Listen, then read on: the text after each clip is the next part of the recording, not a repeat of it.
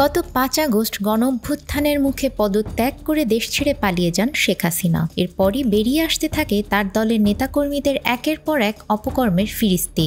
আর এই তালিকায় একদম শুরুর দিকেই রয়েছেন সাবেক তথ্য ও সম্প্রচার প্রতিমন্ত্রী আলী আরাফাত। ঢাকা ১৭ আসনের উপনির্বাচনে হিরো আলমের কাছে পরাজিত হলেও অভিযোগ ওঠে জয় ছিনিয়ে নিয়ে এমপি হবার। সজীব অজয় জয়ের বন্ধু হওয়ার সুবাদে টকশো থেকে সরাসরি বাগিয়ে নেন মন্ত্রিত্ব। ব্যক্তিজীবনের রহস্যময় আলী আরাফাত একের পর এক বিয়ে করেছেন। ২০০৮ সালে বিয়ে করেন অভিনেত্রী শমী কায়সারকে। ২০১৫ সালে বিচ্ছেদ হয় তাদের।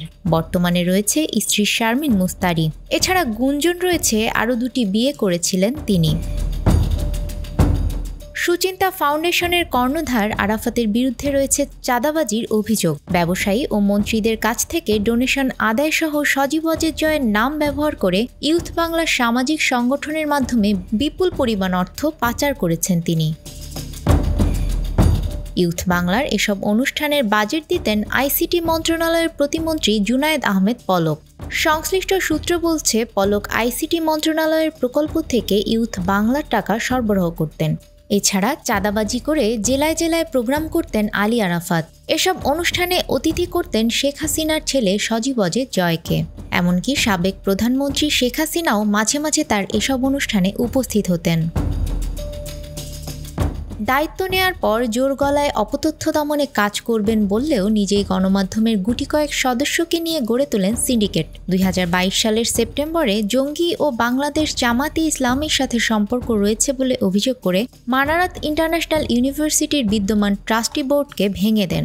পরবর্তীতে উত্তর ঢাকার মেয়র ও আওয়ামী লীগের রাজনীতিবিদ আতিকুল ইসলামকে চেয়ারম্যান ও আরাফাতকে নবগঠিত ট্রাস্টি বোর্ডের সদস্য হিসেবে নিয়োগ দেয়া হয়। রাজশাহীতে জন্মগ্রহণকারী আলী আরাফাতের পিতা শেহতাব উদ্দিন ছিলেন বাংলাদেশ বেতারের পরিচালক। তার শিক্ষা জীবন নিয়েও রয়েছে নানা বিতর্ক। ১২ আগস্ট সাবেক এই তথ্য ও সম্প্রচার প্রতিমন্ত্রী আলী আরাফাত ও তার স্ত্রীর সব ব্যাংক অ্যাকাউন্ট জব্দের নির্দেশ দেয় Bangladesh financial intelligence unit. Afrin আপি, আমাদের সময়।